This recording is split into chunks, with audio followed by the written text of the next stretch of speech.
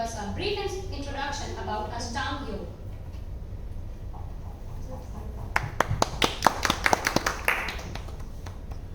Thank you, Kijal ma'am. Good morning to all. Today's topic is Ashtanga Yoga. Actually, there are two types of yoga. First is Brahma Yoga and second one is Karma Yoga. So actually, Karma Yoga is known as Ashtanga Yoga because it have 8 limbs or 8 parts. So today I will give some brief information about the Ashtanga Yoga. ये बिल्कुल उसी तरह से है जिस तरह से सूरज को दिया दिखाना, जिस तरह से समुद्र में एक गिलास पानी डालना, उसी तरह से मैं अपनी लिमिटेड नॉलेज आपको प्रोवाइड करने जा रहा हूँ, क्योंकि ये बहुत ही बड़ा ह्यूज टॉपिक है और it is not possible for me कि मैं इसको बहुत ही कम समय में समेट पाऊँ, फिर भी मैं अपनी कोशिश करता हूँ। अष्टांग योग, इसके 8 अंग होते हैं। There are 8 limbs of yoga. First one is yam, second one is niyam, third one is asana, posture, fourth one is pranayam, breathingness, fifth is pratyahar, sixth one is dharana, seventh one ध्यान, और last इसका जो type है वो है part है वो है समाधि। एक्चुअली में आज की तारीख में हम लोगों ने केवल आसन और प्राणायाम को ही योग मान रखा है। जनरली चाहे हमारे बाबा रामदेव हों या किसी भी पार्क में हम लोग जाते हैं, किसी को भी आसन करता हुआ देखते हैं, हमारा एक ही मानना होता है कि भाई योग कर रहे हैं। लेकिन एक्चुअल में अगर हम योग को पूर्ण रूप में समझें तो ये टोटल 8 पार्ट्स कंबाइंड होते हैं, then it becomes complete yoga and karma yoga. So first part yama, it also have 5 parts. इसके अंदर भी 5 पार्ट्स होते हैं। पहला पार्ट है अहिंसा। अहिंसा जनरली सब लोग जानते हैं कि किसी को न मारना, इसी को हम अहिंसा बोलते हैं। जैसे चींटी आए तो उसको भी नहीं मारना चाहिए, चींटा आए उसको भी नहीं मारना चाहिए, लेकिन इसको थोड़ा सा अलग तरीके से डिफाइन किया जाता है और इसको हम लोग डिफाइन कर सकते हैं बिल्कुल इस तरीके से कि अपने मन, कर्म और वचन से कभी किसी को हानि ना पहुंचाना, इसी को बोलते हैं अहिंसा। मेरा एक छोटा सा क्वेश्चन है कि सर आपको मॉस्किटो काट रहा है, अमित सर से मैं क्वेश्चन पूछता हूँ, तो आप उसको मारेंगे या उस समय आपको ये चीज याद आएगी? अमित सर। वो डिपेंड करेगा कि मच्छर किस टाइप का है। लेकिन ऑनेस्टली मैं अगर कोई बंदा काम पहुंचाएगा तो मैं इसको छोड़ूंगा नहीं। देखिए सर, इस बात को हम लोगों को थोड़ा दूसरे तरीके से समझने की कोशिश करनी है। एक चीज होती है किसी को मारना। अगर मैं आपसे बोलूं कि आप अपने चारों तरफ स्वच्छ वातावरण रखें, सफाई रखें, तो कभी भी मच्छर होगा ही नहीं। तो चीजों को हम 2 तरीके से हैंडल कर सकते हैं। एक हैंडल करने का तरीका है मच्छर हुआ हमने उसको मार दिया। दूसरा तरीका हुआ कि हम इस तरह का एनवायरनमेंट क्रिएट करें कि वहां पर इस तरह की चीजें डेवलप ही ना हो। सेकेंड इज सत्य। सत्य के बारे में कुछ भी कहना मैं नहीं समझता हूं कि ठीक है, लेकिन फिर भी एक छोटी सी लाइन जरूर कहूंगा कि सत्य भी हमारे पास 2-3 तरह के होते हैं जो हम लोग अपने लाइफ में रेगुलरली देखते हैं। फॉर एग्जाम्पल, अभी दिन है, it is true ma'am? Yes, but after 12 hour ये सत्य नहीं रहेगा। उस समय आप बोलेंगे कि अभी दिन है तो गलत माना जाएगा। तो एक हो गया हमारा आभासी सत्य, वर्चुअल। दूसरा होता है हमारा वास्तविक सत्य। ईश्वर एक है, ये हमेशा वास्तविक सत्य बना रहेगा। इसमें कभी भी कहीं भी कोई चेंज नहीं आएगा। देश काल परिस्थिति के अनुसार जो चीज जैसी दिखाई पड़े उसको उसी रूप में कहना सत्य है। और ये सत्य 2 प्रकार के हो सकते हैं।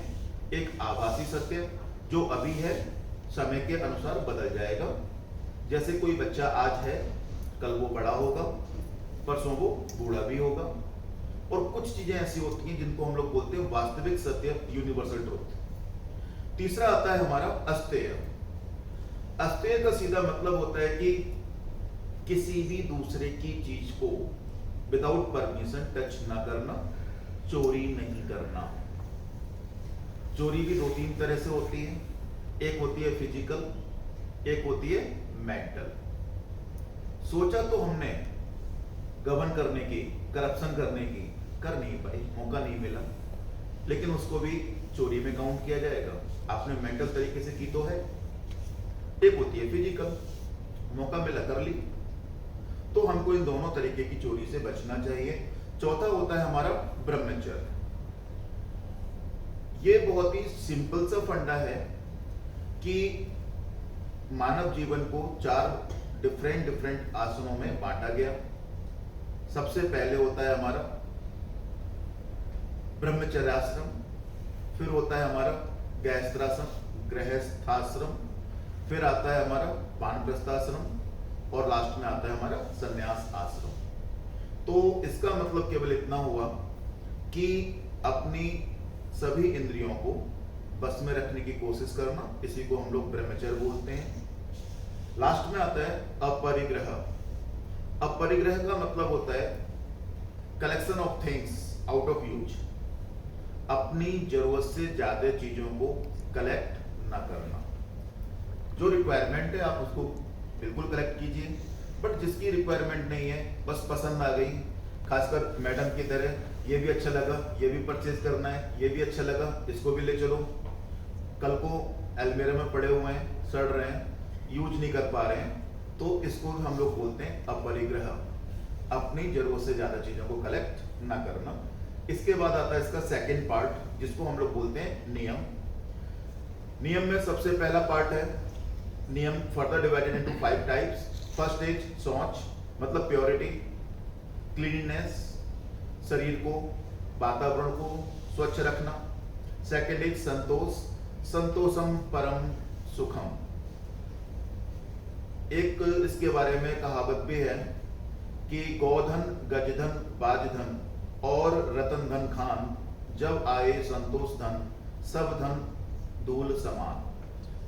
पहले के जमाने में जिसके पास बहुत ज्यादा गाय होती थी, हाथी घोड़े होते थे, तो उनको पैसे वाला माना जाता था। उस जमाने की लाइन है कि आप पर कितना भी पैसा हो, लेकिन जब आपके पास संतोष आ गया तो ये सब धन धूल के समान हो गए। मतलब अगर आपके अंदर सेटिस्फेक्शन नहीं है तो आप कितने भी पैसे वाले हों, कितनी भी चीजें हों, वो भी आपको सेटिस्फेक्शन नहीं देगी। और आपके अगर मन में सेटिस्फेक्शन है तो आप जितने में भी हैं उतने में आप सेटिस्फाइड रहेंगे, खुश रहेंगे। इसके बाद आता है तप। तप का सीधा सा तात्पर्य होता है कि अपने शरीर को तपाना, जितनी भी चीजें हैं उनको, अपनी बॉडी को थोड़ा सा टफ बनाना, जिसकी शुरुआत हम लोग पहले भी डिस्कशन कर चुके हैं कि व्रत से होती है। फास्टिंग, भूखे रहने की हम कोशिश करते हैं और फिर हम व्रत रखते हैं कि मैं 51 सोमवार का व्रत रखूंगा, 108 का रखूंगा, जो भी है। तो धीमे धीमे इस तरह से हम अपने शरीर को तपाने की कोशिश करते हैं। Next one is svadhyaya, self study. Question mark यहां पर आता है, which type of things we should read. हमें किस तरह की चीजों को पढ़ना चाहिए। तो सीधी सी बात है, ऐसी हर वो चीज जो हमारे ज्ञान को इंक्रीज करे वो हमको पढ़नी चाहिए। और लास्ट में आता है Ishvara pranidhana versus with complete faith. Generally 2 तरह के लोग होते हैं, एक होते हैं आस्तिक जो ईश्वर को मानते हैं, और एक होते हैं नास्तिक जो ईश्वर को नहीं मानते। बट जो ईश्वर को नहीं मानते वो भी एक चीज मानते हैं, that is called supreme power. उनको भी ये मालूम है कि उनकी भी सभी इच्छाएं पूरी नहीं होती। मतलब there are a one supreme power above us. हमारे ऊपर भी कोई ना कोई पावर है जो हमको गवर्न करती है। एल्स कल भी डिस्कशन किया था कि एक आदमी उतनी ही मेहनत कर रहा है, उसको बहुत अच्छा मिल रहा है, और दूसरा उससे भी ज्यादा मेहनत कर रहा है लेकिन उतना गेन नहीं कर पा रहे। इसके बाद हमारा थर्ड पार्ट आता है आसना, जिसको डेमोन्स्ट्रेशन के थ्रू टीचर्स यहाँ पर दिखाएंगे और आप लोग उसका आनंद उठाएंगे और उससे बहुत सारी चीजें सीखने को मिलेंगी। ये एक्चुअल में हमारी बॉडी के जितने भी डिसीज होते हैं उनको क्योर करने के लिए हेल्पफुल होता है और सबसे बेस्ट आपको ऐसा बनाएगा कि आपको कभी लाइफ में कोई डिसीज होगी ही नहीं। फोर्थ है हमारा प्राणायाम। एक्चुअल में जो प्राणायाम होता है इसको हम लोग कहते हैं breathing control and breathingness system. It means श्वासों को समझकर और उनको मैनेज करके हम अपनी लाइफ को चेंज कर सकते हैं। फॉर एग्जाम्पल, आप कभी बहुत तेज दौड़ के आते हैं तो आप देखते होंगे कि आपकी सांसें बहुत तेज हो जाती हैं, लेकिन कभी कभी आप बहुत तेज दौड़ते भी नहीं हैं, हार्ट बीट आपकी दौड़ने पर बढ़ी, कोई बात नहीं, अचानक से आप रास्ते में जा रहे हैं, बड़ा रिलैक्स मूड है, शाम का टाइम है, रास्ते में एक रस्सी पड़ी हुई है, आपने अचानक देखा और आपको फील हुआ इट इज स्नेक, और ऑटोमेटिक विदाउट रनिंग आपकी हार्ट बीट इंक्रीज हो जाती है। ऐसा क्यों होता है? Due to fear. सिंपल सी बात है कि फियर जनरेट हुआ तो फियर के जनरेट होने से हमारी हार्ट बीट और हमारी ब्रीदिंग दोनों इंक्रीज होती हैं। उसी को कंट्रोल करना है जिससे कि जो एड्रेनम होने वाले फियर हैं या एड्रेनम होने वाले शॉक्स हैं उनसे हम अपनी बॉडी को हमेशा